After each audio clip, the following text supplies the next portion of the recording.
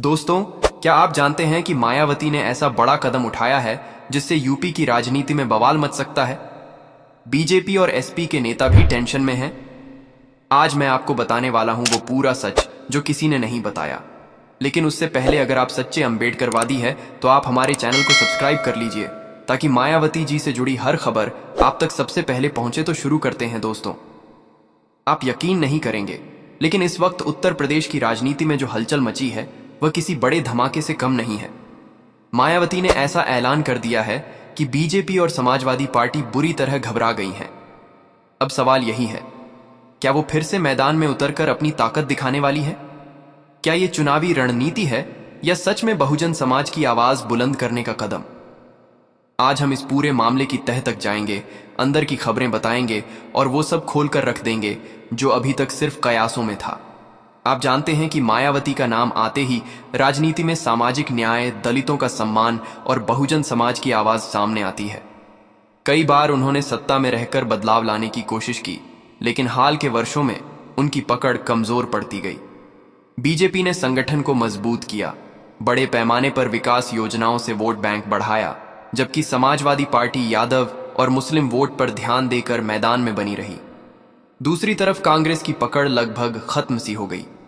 ऐसे में मायावती के लिए यह समय चुनौती भी है और अवसर भी। उनका वोट बैंक अभी भी मौजूद है, पर युवाओं में उनकी पकड़ कम हुई है।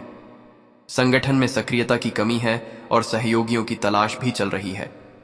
ऐसे समय में अगर वो कोई बड़ा कदम उठाती हैं तो राजनीति की दिशा बदल सकती है। बीजेपी की ताकत से तो हर कोई वाकिफ है। प्रधानमंत्री नरेंद्र मोदी और मुख्यमंत्री योगी आदित्यनाथ की जोड़ी ने सत्ता को मजबूत किया है। हिंदुत्व की राजनीति, बड़े प्रोजेक्ट्स और मजबूत नेतृत्व की वजह से बीजेपी का प्रभाव हर जगह दिखता है। लेकिन जातीय समीकरणों में आए बदलाव ने दलित वोट बैंक में दरार पैदा की है, जिससे मायावती के लिए फिर से जगह बनाने का मौका भी बनता है।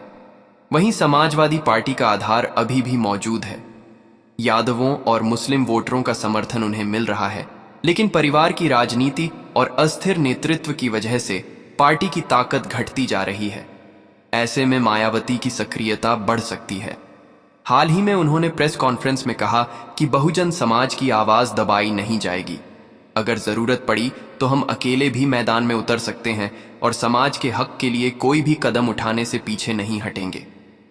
ये बयान सुनते ही राजनीतिक गलियारों में हड़कंप मच गया।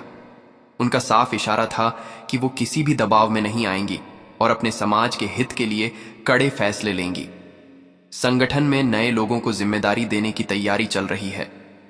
साथ ही उन्होंने कहा कि गठबंधन तभी संभव होगा जब बहुजन समाज की आवाज को प्राथमिकता दी जाएगी। इस बयान से बीजेपी और समाजवादी पार्टी दोनों बुरी तरह घबरा गई हैं। अगर मायावती अकेले चुनाव लड़ती हैं तो जातीय समीकरण पूरी तरह बदल सकते हैं। अगर वो किसी बड़े गठबंधन में शामिल होती हैं तो सत्ता की तस्वीर पूरी तरह उलट सकती है। वहीं अगर वो सिर्फ समाज के मुद्दों पर ध्यान केंद्रित करती हैं तो जनता का विश्वास फिर से जीत सकती हैं। यही वजह है कि राजनीतिक गलियारों में खलबली मच गई है। जैसे ही ये बयान सामने आया, सोशल मीडिया पर माई माया का धमाका ट्रेंड करने लगा। युवा सवाल पूछ रहे हैं, क्या मायावती फिर से मैदान में उतरेंगी? बुजुर्ग कह रहे हैं, अब की बार वो सच में बहुजन की आवाज बनेंगी। वहीं राजनीतिक चैनल पर बहस छिड़ गई है, गठबंधन बनेगा या अकेली लड़ाई होगी। गांवों में भी यही चर्चा चल रही है। चाय की दुकानों से लेकर पंचायत तक लोग यही पूछ रहे हैं कि क्या मायावती किसी बड़ी पार्टी से हाथ मिलाएंगी? क्या वो फिर से मुख्यमंत्री बनेंगी और क्या उनकी वापसी से राजनीति बदल जाएगी? राजनीतिक विश्लेषकों का कहना है कि मायावती का ये कदम दलित और पिछड़े वर्गों को फिर से संगठित करने की रणनीति है। दूसरी तरफ विपक्ष इसे राजनीतिक नाटक कहकर खारिज कर रहा है। लेकिन सच ये है कि इस ऐलान ने यूपी की राजनीति में नई ऊर्जा पैदा कर दी है। बीजेपी के नेताओं ने इसे रणनीतिक चुनौती माना है। समाजवादी पार्टी के नेता इसे वोट बैंक की मजबूरी बता रहे हैं। लेकिन आम जनता की जिज्ञासा बढ़ गई है और सोशल मीडिया पर बहस तेज हो रही है। कई लोग ये भी कह रहे हैं कि मायावती की वापसी से जातीय समीकरण नया रूप ले सकते हैं। खासकर युवाओं में मायावती का नया चेहरा देखने की उत्सुकता है। वहीं कुछ लोग इसे सिर्फ चुनावी राजनीति का हिस्सा मान रहे हैं, लेकिन अगर उनके कदम सही दिशा में गए तो ये यूपी की राजनीति का खेल बदल सकते हैं। दलित वोट बैंक पर पकड़ बनाने की कोशिश, नए नेताओं को आगे लाना, समाज के मुद्दों को उठाना, ये सब मायावती की रणनीति का हिस्सा हो सकते हैं। इस पूरे मामले में एक बात साफ है, मायावती का ऐलान कोई साधारण बात नहीं है। ये सिर्फ एक बयान नहीं, बल्कि पूरे चुनावी समीकरण को बदलने की कोशिश है। बीजेपी और समाजवादी पार्टी दोनों को अपने अगले कदम सोचने होंगे। जनता में उत्सुकता बढ़ रही है, राजनीतिक विश्लेषकों की नजर इस पर टिकी हुई है और सोशल मीडिया पर बहस चल रही है। हर कोई जानना चाहता है कि ये राजनीति का नया मोड़ किस दिशा में ले जाएगा। जैसे ही मायावती के ऐलान की खबर सामने आई, राजनीति में हलचल और तेज हो गई। अब हर कोई ये जानना चाहता है कि उनके साथ कौन खड़ा होगा और कौन विरोध करेगा। क्या वो अकेले चुनाव लड़ेंगी या किसी बड़े गठबंधन का हिस्सा बनेंगी? क्या उनके कदम से बहुजन राजनीति को फिर से नई ताकत मिल सकती है? आज हम आपको बताएंगे कि कौन से नेता उनके साथ आ सकते हैं, कौन उन्हें रोकने की कोशिश करेगा और इस पूरे खेल में जनता की क्या भूमिका है। चलिए शुरुआत करते हैं उस तरफ से जो मायावती के साथ खड़ा हो सकता है।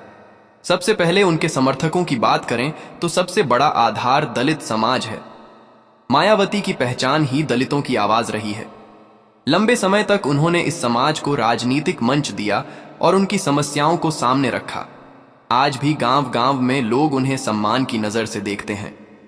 कई जगहों पर स्थानीय नेता मायावती की वापसी की उम्मीद कर रहे हैं, क्योंकि उन्हें लगता है कि उनके नेतृत्व में फिर से बहुजन समाज को ताकत मिल सकती है।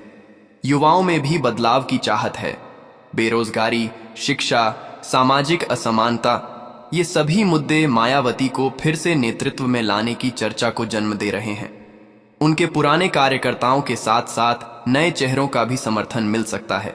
इसके अलावा कुछ क्षेत्रीय दल भी मायावती के साथ खड़े होने के लिए तैयार हैं। छोटे राजनीतिक संगठन जो अब तक हाशिए पर थे, उन्हें लगता है कि मायावती के साथ आने से उनकी भी आवाज सुनी जाएगी। कुछ समाजवादी पार्टी के असंतुष्ट नेता भी उनके साथ जा सकते हैं, क्योंकि उन्हें लगता है कि अखिलेश यादव के नेतृत्व में उन्हें उतनी पहचान नहीं मिल रही जितनी मायावती के साथ मिल सकती है।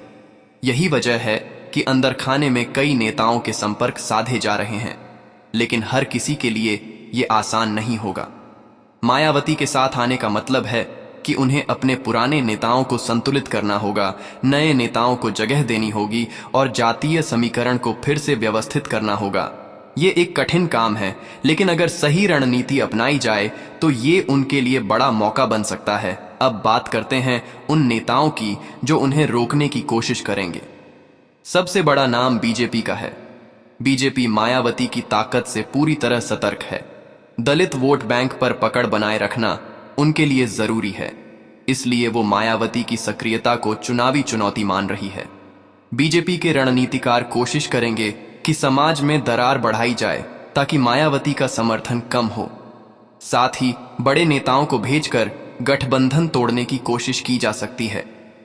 मीडिया में अभियान चलाकर उन्हें राजनीतिक खेल बताकर जनता का भरोसा तोड़ने की कोशिश की जाएगी।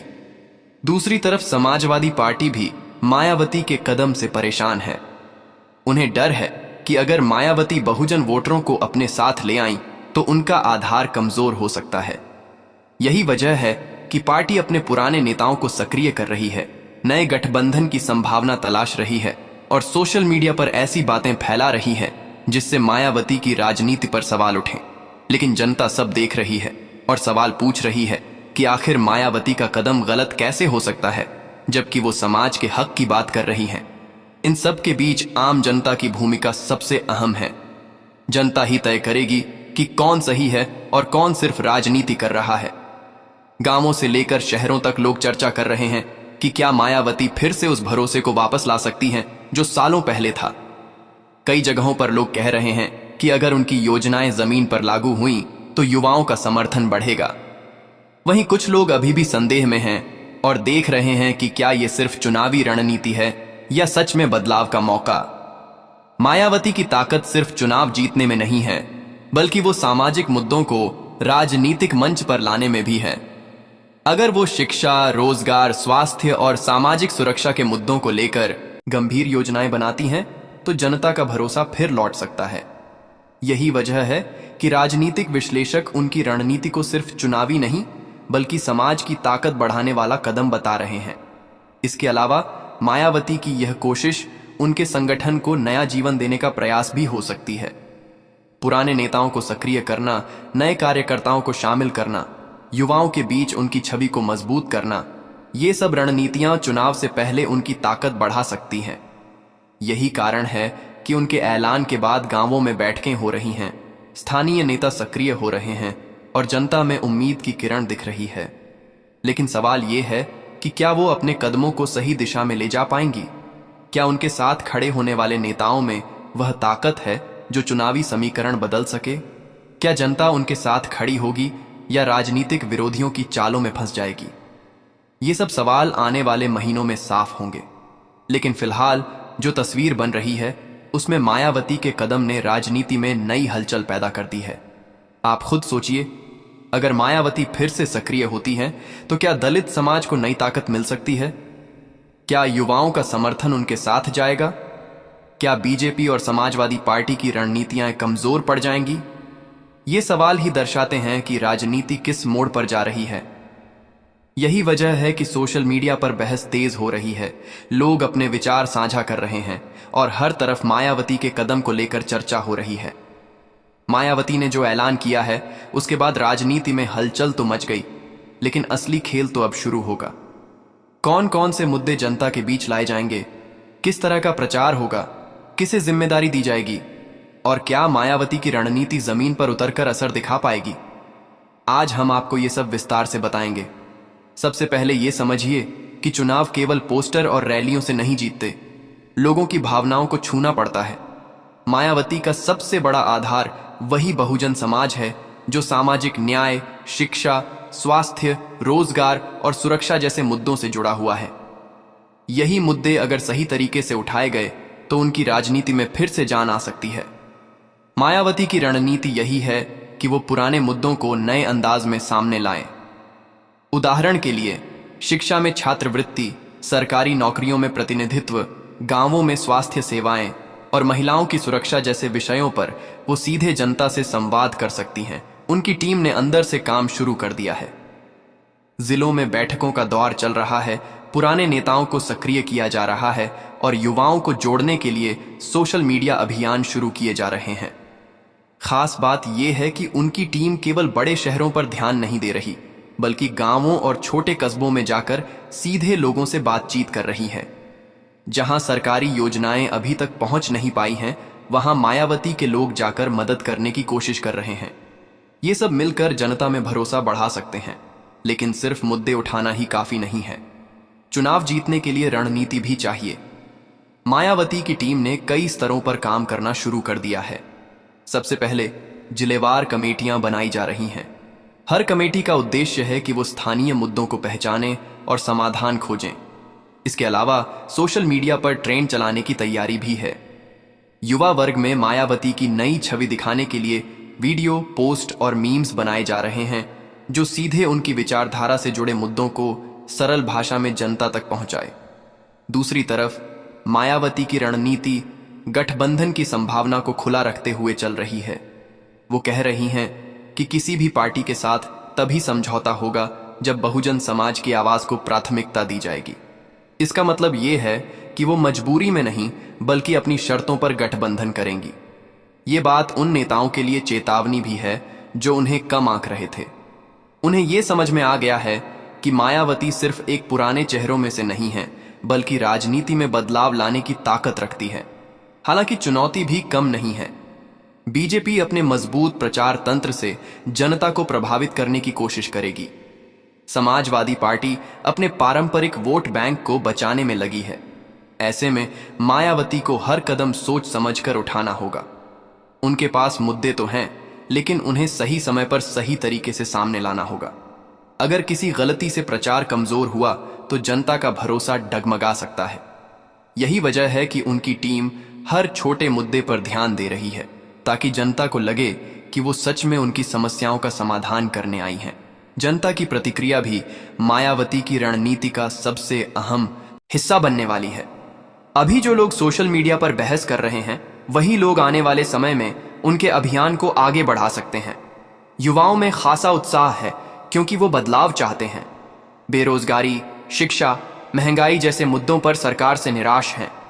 अगर मायावती इन मुद्दों को अपने अभियान में प्रमुखता से रखेंगी तो युवाओं का समर्थन बढ़ सकता है।